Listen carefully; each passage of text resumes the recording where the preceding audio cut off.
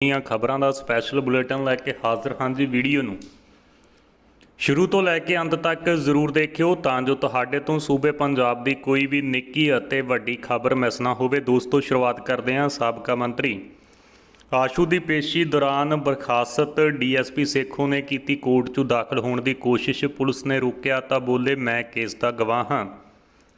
ਸਾਬਕਾ ਕੈਬਨਿਟ ਮੰਤਰੀ ਭਾਰਤ ਭੂਸ਼ਣ ਆਸ਼ੂ ਨੂੰ ਮੁੜ ਕੋਰਟ ਦੇ ਵਿੱਚ ਪੇਸ਼ ਕੀਤਾ ਗਿਆ। ਇਸ ਦੌਰਾਨ ਸਾਬਕਾ ਡੀਐਸਪੀ ਬਲਵਿੰਦਰ ਸੇਖੋਂ ਨੇ ਕੋਰਟ ਵਿੱਚ ਦਾਖਲ ਹੋਣ ਦੀ ਆਸ਼ੂ ਦੀ ਸ਼ਿਕਾਇਤ ਕਰਨ ਦੀ ਗੱਲ ਕੀਤੀ। ਉਸ ਨੂੰ ਅੰਦਰ ਨਹੀਂ ਜਾਣ ਦਿੱਤਾ। ਸੇਖੋਂ ਨੇ ਕਿਹਾ ਜੀ ਉਹ ਇਸ ਕੇਸ ਦੇ ਵਿੱਚ ਗਵਾਹ ਹਨ ਤੇ ਉਹਨਾਂ ਨੂੰ ਅੰਦਰ ਨਹੀਂ ਜਾਣ ਦਿੱਤਾ ਗਿਆ। ਫੂਡ ਸਪਲਾਈ ਵਿਭਾਗ ਦੀ ਢੋਆ ਢਵਾਈ ਘੁਟਾਲੇ ਮਾਮਲੇ ਦੇ ਵਿੱਚ ਗ੍ਰਿਫਤਾਰ ਕੀਤੇ ਗਏ ਕਾਂਗਰਸ ਦੇ ਸੀਨੀਅਰ ਆਗੂ ਤੇ ਸਾਬਕਾ ਕੈਬਨਿਟ ਮੰਤਰੀ ਭਾਰਤ ਭੂਸ਼ਣ ਆਸ਼ੂ ਦਾ ਅੱਜ 4 ਦਿਨਾਂ ਦਾ ਰਿਮਾਂਡ ਖਤਮ ਹੋ ਗਿਆ ਹੈ। ਕੋਰਟ ਦੇ ਵਿੱਚ ਪੇਸ਼ ਕਰਨ ਲਈ ਸੁਰੱਖਿਆ ਪ੍ਰਬੰਧ ਕੀਤੇ ਗਏ ਸਨ। ਪੁਲਿਸ ਨੇ ਬੈਰੀਕੇਡਿੰਗ ਕੀਤੀ ਸੀ ਤੇ ਬਿਨਾਂ ਕਾਰਨ ਕਿਸੇ ਨੂੰ ਅੰਦਰ ਜਾਣ ਦੀ ਮਨਾਹੀ ਸੀ।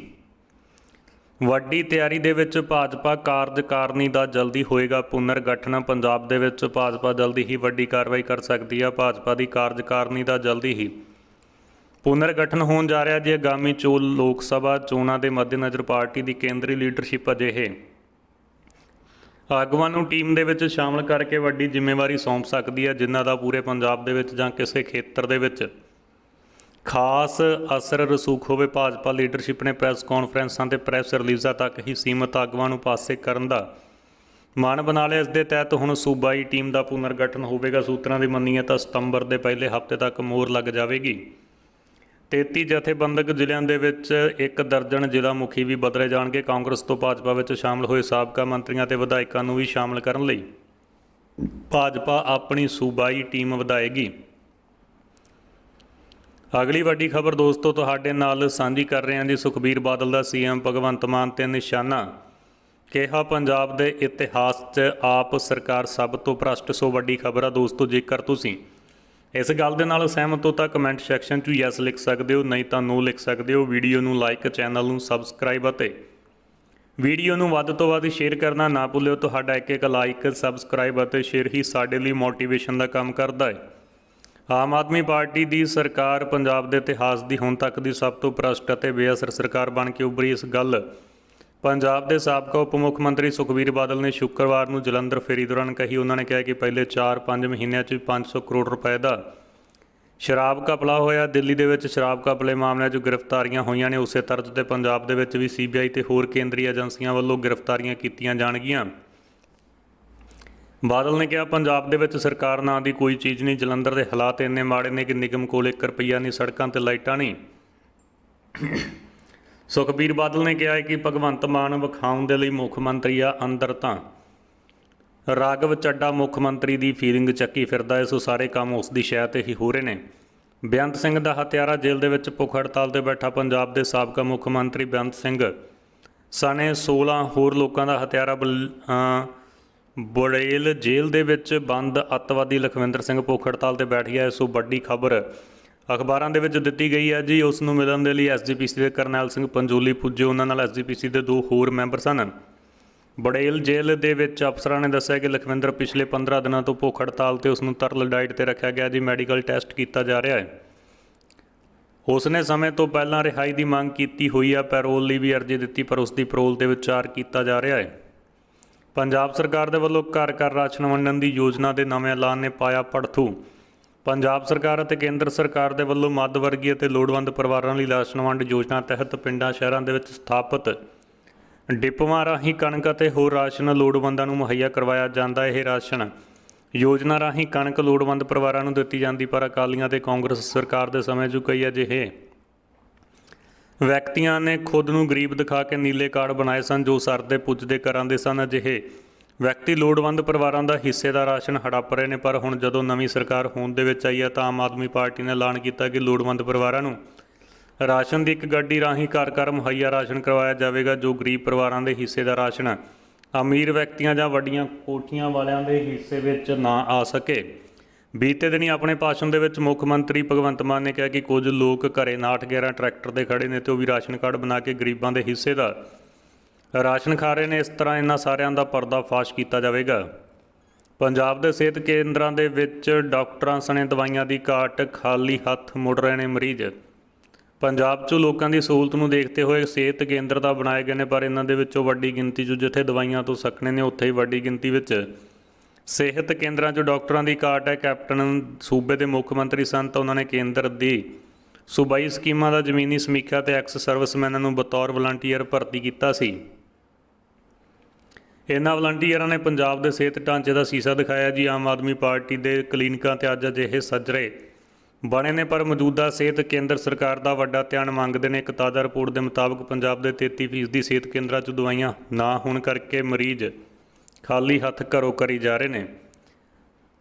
ਕਾਂਗਰਸ ਫਿਰ ਘਮਾਸਾਨ ਸਾਬਕਾ ਮੰਤਰੀ ਆਸ਼ੂ ਦੇ ਹੱਕ 'ਚ ਚੱਲੇ ਧਰਨੇ ਤੇ ਖਹਿਰਾ ਤੇ ਰਾਜਾ ਵੜਿੰਗ ਹੋਏ ਆਮੋ ਸਾਹਮਣੇ। ਸੋ ਵੱਡੀ ਖਬਰ ਨਿਕਲ ਕੇ ਸਾਹਮਣੇ ਆ ਰਹੀ ਹੈ ਜੀ। ਪੰਜਾਬ ਕਾਂਗਰਸ ਦੇ ਵਿੱਚ ਵਿਰੋਧੀਆਂ ਦੀਆਂ ਆਵਾਜ਼ਾਂ ਉੱਠਣੀਆਂ ਸ਼ੁਰੂ ਹੋ ਗਈਆਂ ਨੇ। ਸਾਬਕਾ ਕੈਬਨਿਟ ਮੰਤਰੀ ਆਸ਼ੂ ਦੀ ਗ੍ਰਿਫਤਾਰੀ, ਲੁਧਿਆਣਾ ਵਿਜੀਲੈਂਸ ਦਫ਼ਤਰ ਦੇ ਬਾਹਰ ਧਰਨਾ ਦਿੱਤਾ ਜਾ ਰਿਹਾ, ਜਿਸ ਨੂੰ ਲੈ ਕੇ ਭਲਾਤ ਤੋਂ ਵਿਧਾਇਕ ਸੁਖਪਾਲ ਖਹਿਰਾ ਤੇ ਸੂਬਾ ਪ੍ਰਧਾਨ ਰਾਜਾ ਵੜਿੰਗ ਆਮੋ ਸਾਹਮਣੇ ਹੋ ਗਏ ਨੇ। ਸ਼ਨੀਵਾਰ ਸਵੇਰੇ ਸੁਖਪਾਲ ਖਹਿਰਾ ਨੇ ਟਵੀਟ ਕਰਕੇ ਆਸ਼ੂ ਦੇ ਹੱਕ ਵਿੱਚ ਪ੍ਰਦਰਸ਼ਨ ਦਾ ਮੁੱਦਾ ਉਠਾਇਆ ਸੀ। ਕਾਂਗਰਸੀ ਵਿਧਾਇਕ ਖਹਿਰਾ ਨੇ ਪਾਰਟੀ ਨੂੰ ਨਸੀਹਤ ਦਿੰਦਿਆਂ ਕਿਹਾ ਕਿ ਇੱਕ ਆਦਮੀ ਲਈ ਧਰਨੇ ਦੇ ਕੇ ਊਰਜਾ ਬਰਬਾਦ ਨਾ ਕਰੋ, ਲੋਕਾਂ ਦੇ ਹਿੱਤ ਦੇ ਮੁੱਦੇ ਉਠਾਓ। ਪਿਛਲੇ ਕਈ ਦਿਨਾਂ ਤੋਂ ਕਾਂਗਰਸੀ ਆਗੂ ਵਿਜੀਲੈਂਸ ਦੇ ਦਫ਼ਤਰ ਦੇ ਬਾਹਰ ਧਰਨਾ ਦੇ ਰਹੇ ਨੇ। ਉੱਧਰ ਰਾਜਾ ਵੜਿੰਗ ਨੇ ਕਿਹਾ ਜੀ ਬਿਨਾਂ ਮੰਗਿਆਂ ਸਲਾਹ ਨਹੀਂ ਦੇਣੀ ਚਾਹੀਦੀ, ਕਦਰ ਐਵੇਂ ਘਟ ਜਾਂਦੀ ਆ। ਸੋ ਵੱਡੀ ਖਬਰ ਹੈ, ਇਸ ਦਾ ਮੁੱਲ ਘਟਦਾ ਹੈ। ਰਾਜਾ ਵੜਿੰਗ ਨੇ ਕਿਹਾ ਕਿ ਜੇਕਰ ਕਿਸੇ ਪਾਰਟੀ ਆਗੂ ਨੂੰ ਪਾਰਟੀ ਪ੍ਰਧਾਨ ਵੱਲੋਂ ਕੀਤੇ ਜਾ ਰਹੇ ਕੰਮਾਂ ਸੰਬੰਧੀ ਸਮੱਸਿਆ ਤੋਂ ਪਾਰਟੀ ਪਲੇਟਫਾਰਮ ਤੇ ਗੱਲ ਕਰ ਸਕਦਾ ਹੈ।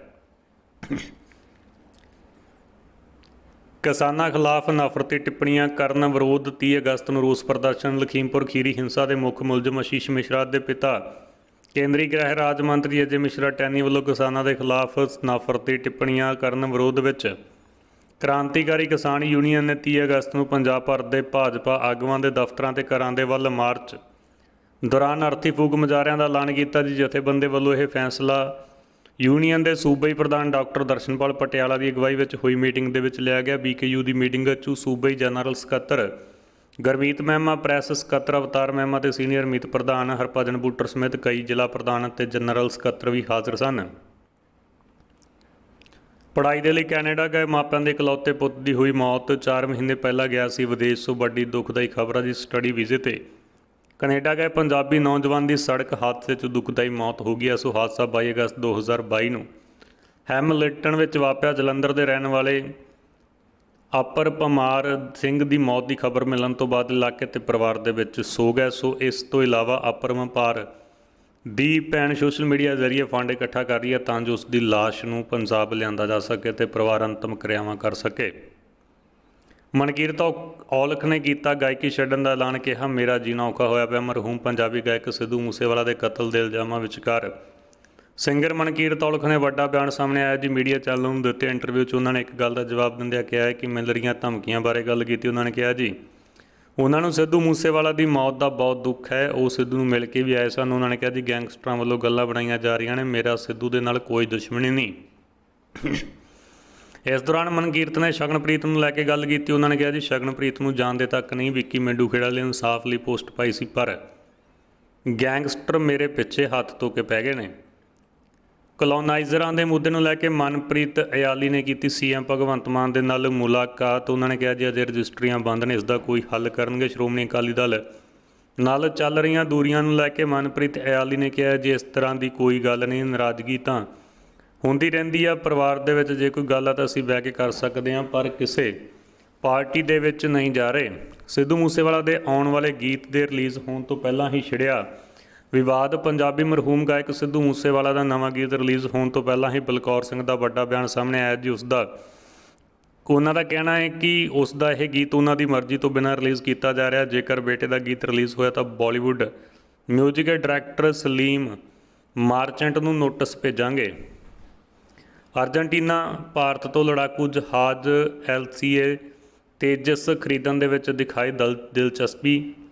ਭਾਰਤ ਦੇ ਦੌਰੇ 'ਤੇ ਆਏ ਵਿਦੇਸ਼ ਮੰਤਰੀ ਡਾਕਟਰ S ਜੈਸ਼ੰਕਰ ਅਤੇ ਅਰਜਨਟੀਨਾ ਦੇ ਰਾਸ਼ਟਰਪਤੀ ਨੇ ਵਿਦੇਸ਼ ਮੰਤਰੀ ਨਾਲ ਮੁਲਾਕਾਤ ਪੋਜ਼ੀਟਿਵ ਰਹੀ ਹੈ ਜੀ। ਭਾਰਤੀ ਵਿਦੇਸ਼ ਮੰਤਰੀ ਨੇ 2 ਦਿਨਾਂ ਦੌਰੇ ਦੀ ਸਮਾਪਤੀ ਤੋਂ ਬਾਅਦ ਜਾਰੀ ਸਾਂਝੇ ਬਿਆਨ ਦੇ ਵਿੱਚ ਕਿਹਾ ਕਿ ਅਰਜਨਟੀਨਾ ਨੇ ਭਾਰਤ ਵਿੱਚ ਬਣੇ ਤੇਜਸ ਲੜਾਕੂ ਜਹਾਜ਼ ਨੂੰ ਖਰੀਦਣ ਦੇ ਵਿੱਚ ਵੱਡੀ ਦਿਲਚਸਪੀ ਦਿਖਾਈ ਹੈ। ਇਸ ਦੇ ਨਾਲ ਹੀ ਭਾਰਤ ਨੇ G20 ਦੇ G20 ਦੇਸ਼ਾਂ ਦੇ ਸਮੂਹ ਦੇ ਵਿੱਚ ਪ੍ਰਧਾਨਗੀ ਦਾ ਸਮਰਥਨ ਵੀ ਕੀਤਾ ਹੈ। ਅਗਲੀ ਵੱਡੀ ਖਬਰ ਦੋਸਤੋ ਤੁਹਾਡੇ ਨਾਲ ਸਾਂਝੀ ਕਰ ਰਹੇ ਹਾਂ ਜੀ। ਸਰੀਏ ਤੇ ਸੀਮੈਂਟ ਦੀਆਂ ਕੀਮਤਾਂ 'ਚ ਆਈ ਗਿਰਾਵਟ, ਸਸਤੇ 'ਚੋਂ ਘਰ ਬਣਾਉਣ ਦਾ ਸੁਨਹਿਰੀ ਮੌਕਾ। ਦਰਅਸਲ ਬਿਲਡਿੰਗ ਮਟੀਰੀਅਲ ਦੀਆਂ ਕੀਮਤਾਂ ਹੇਠਾਂ ਆਈਆਂ ਨੇ। ਸੀਮੈਂਟ ਅਤੇ ਸਰੀਏ ਦੀਆਂ ਜੋ ਕੀਮਤਾਂ ਪਹਿਲਾਂ ਰਿਕਾਰਡ ਤੋੜ ਉਚਾਈ ਤੇ ਪਹੁੰਚ ਗਈਆਂ ਸਨ, ਹੁਣ ਅਚਾਨਕ ਹੇਠਾਂ ਆ ਗਈਆਂ ਨੇ। ਘੱਟ ਮੰਗ ਅਤੇ ਸੁਸਤ ਰੀਅਲ estate ਸੈਕਟਰ ਅਤੇ ਸਰਕਾਰੀ ਦਖਲਅੰਦਾਜ਼ੀ ਦੇ ਕਾਰਨ ਪਿਛਲੇ ਕੁਝ ਦਿਨਾਂ ਤੋਂ ਉਸਾਰੀ ਦੇ ਲਈ ਨਿਰਮਾਣ ਸਮੱਗਰੀ ਦੀਆਂ ਕੀਮਤਾਂ ਦੇ ਵਿੱਚ ਤੇਜ਼ੀ ਨਾਲ ਕਮੀ ਆਈ ਹੈ। 400 ਰੁਪਏ ਤੋਂ ਹੇਠਾਂ ਆਈ 50 ਕਿਲੋ ਸੀਮੈਂਟ ਦੀ ਬੋਰੀ। ਸੋ ਵੱਡੀ ਖਬਰ ਜਿਹੜੀ ਕਿ ਪਹਿਲਾਂ ਪੌਣੇ 500 ਨੂੰ ਪਹੁੰਚ ਗਈ ਸੀ, ਹੁਣ ਫਿਰ 390 ਰੁਪਏ ਤੇ ਪਹੁੰਚ ਗਈ ਹੈ। ਹਾਊਸਿੰਗ ਪ੍ਰੋਜੈਕਟ ਦੀ ਉਸਾਰੀ ਨਾਲ ਸੰਬੰਧਿਤ ਫਾਈਲ ਗੁੰਮ ਨਵਜੋਤ ਸਿੱਧੂ ਨੂੰ ਲੁਧਿਆਣਾ ਦੀ ਜੇਲ੍ਹ ਦੇ ਵਿੱਚ ਅਦਾਲਤ 'ਚੋਂ ਕੀਤਾ ਗਿਆ ਤਲਬ। ਸੀਨੀਅਰ ਕਾਂਗਰਸੀ ਆਗੂ ਤੇ ਸਾਬਕਾ ਮੰਤਰੀ ਭਾਰਤ ਭੂਸ਼ਣ ਆਸ਼ੂ ਖਿਲਾਫ ਚੱਲ ਰਹੇ ਕੇਸ ਦੀ ਸੁਣਵਾਈ ਦੇ ਵਿੱਚ chief judicial magistrate Navjot Sidhu ਨੇ ਨਵਜੋਤ ਸਿੱਧੂ ਨੂੰ ਤਲਬ ਕੀਤਾ। ਇਸ ਦੇ ਨਾਲ ਹੀ ਨਵਜੋਤ ਸਿੱਧੂ ਦੇ ਆਉਣ ਤੋਂ ਇਨਕਾਰ ਕਰ ਦਿੱਤਾ। ਇਸ ਦੇ ਨਾਲ ਹੀ ਸਿੱਧੂ ਦੀ ਤਰਫੋਂ ਅਦਾਲਤ ਵਿੱਚ ਉਹਨਾਂ ਨੂੰ ਗਵਾਹ ਵਜੋਂ ਸ਼ਾਮਲ ਨਾ ਕਰਨ ਦੀ ਅਰਜ਼ੀ ਦਿੱਤੀ ਗਈ ਹੈ ਜੀ। ਮਾਮਲਾ ਸਾਬਕਾ ਕੈਬਨਿਟ ਮੰਤਰੀ ਵੱਲੋਂ CLU ਗਾਬਨ ਮਾਮਲੇ ਦੌਰਾਨ DSP ਨੂੰ ਧਮਕੀਆਂ ਦੇਣ ਦਾ ਜੀ। ਸਿੱਧੂ ਨੂੰ ਇਸ ਮਾਮਲੇ ਦੇ ਵਿੱਚ ਗਵਾਹ ਵਜੋਂ ਬੁਲਾਇਆ ਗਿਆ ਤੇ ਉਹਨਾਂ ਵੱਲੋਂ ਤੀਜੀ ਵਾਰ ਅਦਾਲਤ ਦੇ ਵਿੱਚ ਅਰਜ਼ੀ ਦਾਇਰ ਕੀਤੀ ਗਈ ਕਿ ਉਹਨਾਂ ਨੂੰ ਇਸ ਕੇਸ ਵਿੱਚ ਨਾ ਸੱਦਿਆ ਜਾਵੇ। ਸੁਖਪਾਲ ਖਹਿਰਾ ਦੇ ਟਵੀਟ ਦਾ ਕੁਲਦੀਪ ਵੈਦ ਨੇ ਦਿੱਤਾ ਜਵਾਬ। ਕਾਂਗਰਸੀ ਵਿਧਾਇਕ ਸੁਖਪਾਲ ਖਹਿਰਾ ਦੇ ਟਵੀਟ ਦਾ ਸਾਬਕਾ ਵਿਧਾਇਕ ਕੁਲਦੀਪ ਵੈਦ ਨੇ ਜਵਾਬ ਦਿੱਤਾ ਜੀ। ਉਹਨਾਂ ਨੇ ਕਿਹਾ ਜੀ ਪਾਰਟੀ ਪੰਜਾਬ ਪ੍ਰਧਾਨ ਰਾਜਾ ਵੜਿੰਗ ਨਾਲ ਇਸ ਦੇ ਸੰਬੰਧ ਵਿੱਚ ਗੱਲ ਕਰਾਂਗੇ। ਉਹਨਾਂ ਨੇ ਕਿਹਾ ਕਿ ਇੱਕ ਵਿਸ਼ੇਸ਼ ਵਿਅਕਤੀ ਉੱਪਰ ਖਰਚ ਕਰਕੇ ਬਾਕੀ ਮੁੱਦੇ ਜਿਵੇਂ ਕਿ ਬੇਅਦਬੀਆਂ ਦੇ ਉੱਪਰ ਇਕੱਠੇ ਹੋਈ। ਉਹਨਾਂ ਨੇ ਇਸ ਗੱਲ ਦੇ ਵਿੱਚ ਜ਼ਿਕਰ ਕੀਤਾ ਕਿ ਜੇਕਰ ਤੁਹਾਡਾ ਬੰਦਾ ਸੱਚਾ ਤਾਂ ਬਾਹਰ ਆ ਜਾਵੇਗਾ। ਉਹਨਾਂ ਨੇ ਕਿਹਾ ਜੀ ਉਹਨਾਂ ਉੱਪਰ ਵੀ ਇਹ ਦੌਰ ਆਇਆ ਸੀ, ਜਿਸ ਨੂੰ ਲੈ ਕੇ ਸਾਬਕਾ ਕਾਂਗਰਸੀ ਵਿਧਾਇਕ ਕੁਲਦੀਪ ਵੈਦ ਨੇ ਕਿਹਾ ਕਿ ਪਾਰਟੀ ਪ੍ਰਧਾਨ ਨਾਲ ਇਸ ਸੰਬੰਧ ਦੇ ਵਿੱਚ ਗੱਲ ਕਰਾਂਗੇ। ਇੰਦਰਜੀਤ ਨਿੱਕੂ ਦਾ ਸਮਾਂ ਬਦਲਣਾ ਸ਼ੁਰੂ। ਚਰਨਜੀਤ ਢਿੱਲੋਂ ਨਿਊਜ਼ੀਲੈਂਡ ਦੇ ਲਿਖੇ ਗੀਤ ਨਾਲ ਮੁੜ ਕਰਨਗੇ ਸ਼ੁਰੂਆਤ। ਸਾਡੀ ਸਰਦਾਰੀ ਹੈ ਸਮਝੀ ਨਾ ਕੱਪੜਾ ਇਹਨੂੰ ਨਾਲ ਮੁੜ ਕੇ ਸ਼ੁਰੂਆਤ ਕੀਤੀ। CD ਮਾਂਗੇਵਾਲ ਰਿਕਾਰਡਸ ਦੀ ਪੇਸ਼ਕਸ਼ ਜਲਦੀ ਹੀ ਆ ਰਹੀ ਹੈ। ਇੰਦਰਜੀਤ ਨਿੱਕੂ ਨੂੰ ਹੌਸਲਾ ਦੇਣ ਲਈ ਦਲਜੀਤ ਦੋਸਾਂਝ, ਗਿੱਪੀ ਗਰੇਵਾਲ, ਕਰਮਜੀਤ ਅਨਮੋਲ, ਹਾਨੀ ਸਿੰਘ, ਪਰਮੇਸ਼ ਵਰਮਾ ਤੇ ਹੋਰ ਬਹੁਤ ਸਾਰੇ ਕਲਾਕਾਰ ਸਾਹਮਣੇ ਆਏ ਨੇ। ਨਿਊਜ਼ੀਲੈਂਡ ਵਸਦੀ ਗੀਤਾਂ ਦੀ ਮਸ਼ੀਨ ਵਾਂਗ ਗੀਤ ਲਿਖਦੇ ਚਰਨਜੀਤ ਸਿੰਘ ਢਿੱਲੋਂ CD ਮਾਂਗੇਵਾਲ ਰਿਕਾਰਡਸ ਨੇ ਝਟਪਟ ਗੀਤ ਸਾਡੀ ਸਰਦਾਰੀ ਹੈ ਸਮਝੀ ਨਾ ਕੱਪੜਾ ਇਹਨੂੰ ਲਿਖ ਕੇ ਗਾਇਕ ਨੂੰ ਭੇਜ ਵੀ ਦਿੱਤਾ ਤੇ ਗਵਾ ਵੀ ਦਿੱਤਾ ਹੈ। ਇਹ ਹੁਣ 26 ਅਗਸਤ ਨੂੰ ਰਿਲੀਜ਼ ਵੀ ਕਰ ਦਿੱਤਾ ਗਿਆ ਹੈ। ਖੁਸ਼ਖਬਰੀ ਕੇਂਦਰੀ ਮੁਲਾਜ਼ਮਾਂ ਨੂੰ ਇਸ ਦਿਨ ਮਿਲੇਗਾ 38% DA। ਖਾਤੇ ਦੇ ਵਿੱਚ ਆਉਣਗੇ ਸਿੱਧੇ 21,622 ਰੁਪਏ।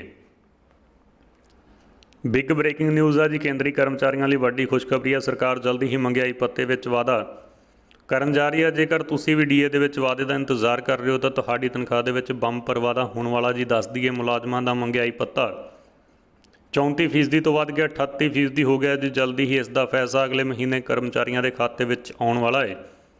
21,622 ਰੁਪਏ ਆ ਜਾਣਗੇ ਜੀ। ਅਗਲੀ ਵੱਡੀ ਖਬਰ ਤੁਹਾਡੇ ਨਾਲ ਸਾਂਝੀ ਕਰ ਰਹੇ ਹਾਂ ਜੀ। ਅਗਲੇ ਮਹੀਨੇ ਕਰ ਦਿੱਤਾ ਜਾਵੇਗਾ ਐਲਾਨ ਤੇ ਹੁਣ DA ਮਿਲੇਗਾ 38%। ਤਨਖਾਹ ਜਿਹੜੀ 56,900 ਮੁੱਢਲੀ ਤਨਖਾਹ 21,622 ਹਰ ਮਹੀਨੇ DA ਦੇ ਵਜੋਂ ਮਿਲਣਗੇ। ਪੇ ਸਕੇਲ ਤੇ ਸਾਲਾਨਾ 2,59,464 ਰੁਪਏ ਦਾ ਲਾਭ ਮਿਲੇਗਾ। ਜੇਕਰ ਤੁਹਾਡੀ ਬੇਸਿਕ ਤਨਖਾਹ 31,550 ਤਾਂ ਉਸ ਦੇ ਵਿੱਚ DA ਵਿੱਚ 38% ਵਾਧਾ ਹੋਵੇਗਾ। ਏਸ਼ੀਆ ਕੱਪ 2022 ਏਸ਼ੀਆ ਕੱਪ ਸ਼ੁਰੂ ਹੋਣ ਤੋਂ ਕੁਝ ਘੰਟੇ ਪਹਿਲਾਂ ਇਸ ਦਾ ਬਦਲ ਦਿੱਤਾ ਗਿਆ ਸੀ ਨਾਂ। ਸੋ ਏਸ਼ੀਆ ਕੱਪ 2022 ਸ਼ੁਰੂ ਹੋਣ ਤੋਂ ਕੁਝ ਘੰਟੇ ਪਹਿਲਾਂ ਇਸ ਦੇ ਨਾਂ ਵਿੱਚ ਵੱਡੇ ਬਦਲਾਅ ਕੀਤੇ ਗਏ ਨੇ। ਦਰਅਸਲ ਇਹ ਬਦਲਾਅ ਇਸ ਦਾ ਨਾਂ ਨੂੰ ਲੈ ਕੇ ਕੀਤਾ ਗਿਆ ਜੀ। ਏਸ਼ੀਅਨ ਕ੍ਰਿਕਟ ਕੌਂਸਲ ਦੇ DP ਵਰਲਡ ਨੇ ਸਾਂਝੇ ਤੌਰ 'ਤੇ ਇੱਕ ਨਵੇਂ ਸਿਰਲੇਖ ਦਾ ਐਲਾਨ ਕੀਤਾ ਜੋ ਆਗਾਮੀ ਏਸ਼ੀਆਈ ਕੱਪ 2022 ਲਈ ਲਾਗੂ ਹੋਵੇਗਾ। ਏਸ਼ੀਆ ਕੱਪ ਦੇ ਨਵੇਂ ਰੂਪ ਵਿੱਚ ਭਾਰਤ, ਪਾਕਿਸਤਾਨ, ਬੰਗਲਾਦੇਸ਼, ਅਫਗਾਨਿਸਤਾਨ ਤੇ ਹਾਂਗਕਾਂਗ ਦੀ ਨੁਮਾਇੰਦਗੀ ਕਰਨ ਵਾਲੀਆਂ ਟੀਮਾਂ ਨੂੰ ਸ਼ਾਮਲ ਕੀਤਾ ਗਿਆ ਹੈ। ਬੁਰੇ ਫਸੇ ਵਿਜੀਲੈਂਸ ਦੇ ਸਕੰਜੇ 'ਚੋਂ ਭਾਰਤ ਭੂਸ਼ਣ ਆਸ਼ੂ ਅਦਾਲਤ ਨੇ ਵਧਾ ਦਿੱਤਾ ਹੈ ਜੀ ਰਿਮਾਂਡ। ਸੋ ਵੱਡੀ ਖਬਰ ਨਿਕਲ ਕੇ ਸਾਹਮਣੇ ਆ ਰਹੀ ਹੈ। ਅਨਾਜ ਢੋਆ ਢੁਆਈ ਘਪਲੇ ਦੇ ਵਿੱਚ ਗ੍ਰਿਫਤਾਰ ਸਾਬਕਾ ਮੰਤਰੀ ਭਾਰਤ ਭੂਸ਼ਣ ਆਸ਼ੂ ਨੂੰ ਸ਼ਨੀਵਾਰ ਨੂੰ ਮੁੜ ਅਦਾਲਤ 'ਚ ਪੇਸ਼ ਕੀਤਾ ਗਿਆ। ਸਾਬਕਾ ਕੈਬਨਿਟ ਮੰਤਰੀ ਭਾਰਤ ਭੂਸ਼ਣ ਆਸ਼ੂ ਨੂੰ ਸੋਮਵਾਰ ਤੱਕ ਪੁਲਿਸ ਰਿਮਾਂਡ 'ਤੇ ਭੇਜ ਦਿੱਤਾ ਗਿਆ ਜੀ। ਡਿਊਟੀ ਮੈਜਿਸਟ੍ਰੇਟ ਆਰਤੀ ਸ਼ਰਮਾ ਦੀ ਅਦਾਲਤ ਦੇ ਵਿੱਚ ਪੇਸ਼ ਕੀਤਾ ਗਿਆ ਹੈ। ਡੀਐਸਪੀ ਬਲਵਿੰਦਰ ਸੇਖੋਂ ਵੱਲੋਂ ਅਨਾਜ ਢੋਆ ਢੁਆਈ ਘਪਲੇ ਦੇ ਵਿੱਚ ਐਸਐਸਪੀ ਵਿਜੀਲੈਂਸ ਨੂੰ ਇੱਕ ਹੋਰ ਸ਼ਿਕਾਇਤ ਸੌਂਪੀ ਗਈ, ਜਿਸ ਤੋਂ ਬਾਅਦ ਉਸ ਦੀਆਂ ਮੁਸ਼ਕਲਾਂ ਹੋਰ ਵੱਧ ਸਕਦੀਆਂ ਨੇ। ਵਿਆਹ ਪੁਰਬ ਦੀਆਂ ਤਿਆਰੀਆਂ ਜ਼ੋਰਾਂ ਤੇ ਗੁਰਦੁਆਰਾ ਕੰਧ ਸਾਹਿਬ ਵਿਖੇ ਸੰਗਤ ਦੀ ਆਮਦ ਸ਼ੁਰੂ। ਸੋ ਪਹਿਲੀ ਪਾਤਸ਼ਾਹੀ ਸਾਹਿਬ ਸ੍ਰੀ ਗੁਰੂ ਨਾਨਕ ਦੇਵ ਜੀ ਦੇ 3 ਸਤੰਬਰ ਨੂੰ 535ਵੇਂ ਵਿਆਹ ਪੁਰਬ ਨੂੰ ਲੈ ਕੇ ਬਟਾਲਾ ਸ਼ਹਿਰ ਅਤੇ ਗੁਰਦੁਆਰਾ ਸ੍ਰੀ ਕੰਧ ਸਾਹਿਬ ਅਤੇ ਗੁਰਦੁਆਰਾ ਡੇਰਾ ਸਾਹਿਬ 'ਚ ਤਿਆਰੀਆਂ ਸ਼ੁਰੂ ਹੋ ਗਈਆਂ ਨੇ। ਸਜਾਵਟ ਇੱਕ ਵੱਖਰੀ ਹੀ ਆਕਰਸ਼ਣ ਬਣੀ ਹੋਈ ਹੈ ਜੀ। ਹਰ ਸਾਲ ਦੀ ਤਰ੍ਹਾਂ ਵਿਆਹ ਪੁਰਬ ਮੌਕੇ 3 ਦਿਨਾਂ ਦੇ ਚੱਲਣ ਵਾਲੇ ਧਾਰਮਿਕ ਜੋੜ ਮੇਲੇ ਨੂੰ ਲੈ ਕੇ ਬਟਾਲਾ 'ਚ ਤਿਆਰੀਆਂ ਮੁਕੰਮਲ ਕਰ ਲਈਆਂ ਗਈਆਂ ਨੇ। 295 ਰੁਪਏ ਦੇ ਵਿੱਚ ਸ਼ੁਰੂ ਹੋਈ ਸੀ ਦੇਸ਼ ਦੀ ਪਹਿਲੀ ਬਿਸਕਟ ਕੰਪਨੀ, ਅੱਜ ਹੈ 12,000 ਕਰੋੜ ਰੁਪਏ ਦੀ ਕਾਰੋਬਾਰੀ। ਸੋ ਸਾਡੇ ਬਚਪਨ ਦੀ ਖੁਸ਼ੀ ਦਵਾਈ ਦੀ ਗੋਲੀ ਤੋਂ ਪਹਿਲਾਂ ਹੀ ਬਾਈਟ, ਚਾਹ ਦਾ ਸਾਥੀ, ਲੰਬੀ ਯਾਤਰਾ ਦਾ ਸਾਥੀ, ਦੇਰ ਸ਼ਾਮ ਦਾ ਸੈਨਿਕ ਅਤੇ ਕਿਸੇ ਲਈ ਖਾਲੀ ਪਾਣੀ ਨਹੀਂ ਪੀਂਦੇ ਦਾ ਸਬਕ ਲੈ ਕੇ ਇੱਕ ਭੋਜਨ ਹੈ, ਪਤਾ ਨਹੀਂ ਕਿਵੇਂ ਜੁੜਿਆ ਹੈ। ਪਰ ਦੋਸਤੋ ਤੁਹਾਨੂੰ ਦੱਸ ਦਈਏ, ਭਾਰਤ ਦੀ ਇੱਕ ਮਸ਼ਹੂਰ ਕੰਪਨੀ 295 ਰੁਪਏ 'ਚ ਸ਼ੁਰੂ ਹੋਈ ਸੀ ਤੇ ਅੱਜ 12,000 ਕਰੋੜ ਦਾ ਕਾਰੋਬਾਰ ਕਰ ਰਹੀ ਹੈ। ਇਸ ਦੀ ਨੀਂਹ ਕੋਲਕਾਤਾ ਦੇ ਇੱਕ ਛੋਟੇ ਜਿਹੇ ਘਰ ਵਿੱਚ 1892 ਦੇ ਵਿੱਚ ਦਮਦਮ ਕਲਕੱਤਾ 'ਚ ਰੱਖੀ ਗਈ ਸੀ। ਇਸ ਪਿੱਛੇ ਗੁਪਤਾ ਬ੍ਰਦਰਜ਼ ਦਾ ਹੱਥ ਸੀ।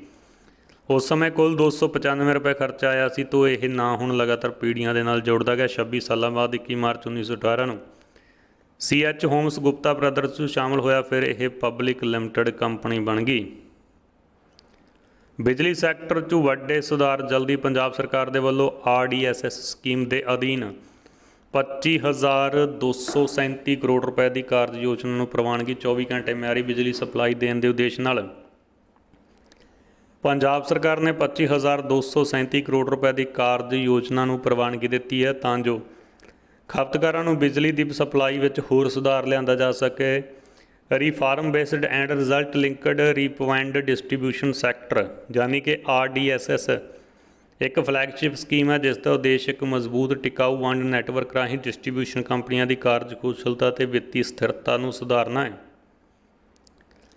ਕਰਜ਼ਾ ਲੈ ਕੇ ਖਰਚਾ ਚਲਾਉਣ ਲਈ ਮਜਬੂਰ ਹੋਏ ਕੈਨੇਡਾ ਦੇ 73 ਲੱਖ ਲੋਕ। ਸੋ ਮਹਿੰਗਾਈ ਦੀ ਮਾਰ ਚੱਲਣੀ ਜ਼ਿਆਦਾਤਰ ਕੈਨੇਡਾ ਵਾਸੀਆਂ ਲਈ ਮੁਸ਼ਕਿਲ ਹੋ ਗਈ ਹੈ ਜੀ। ਆਪਣਾ ਖਰਚਾ ਚਲਾਉਣ ਲਈ ਕਰਜ਼ਾ ਲੈਣ ਵਾਸਤੇ ਮਜਬੂਰ ਹੋ ਰਹੇ ਨੇ। ਤਾਜ਼ਾ ਸਰਵੇਖਣ ਦੇ ਵਿੱਚ ਦਾਅਵਾ ਕੀਤਾ ਗਿਆ ਕਿ ਮਹਿੰਗਾਈ ਦੇ ਕਾਰਨ ਵਧੇ ਖਰਚਿਆਂ ਨਾਲ ਨਜਿੱਠਣ ਦੇ ਲਈ ਪਿਛਲੇ ਸਮੇਂ ਦੌਰਾਨ 73 ਲੱਖ ਕੈਨੇਡਾ ਵਾਸੀਆਂ ਨੇ ਕਰਜ਼ਾ ਲਿਆ ਹੈ।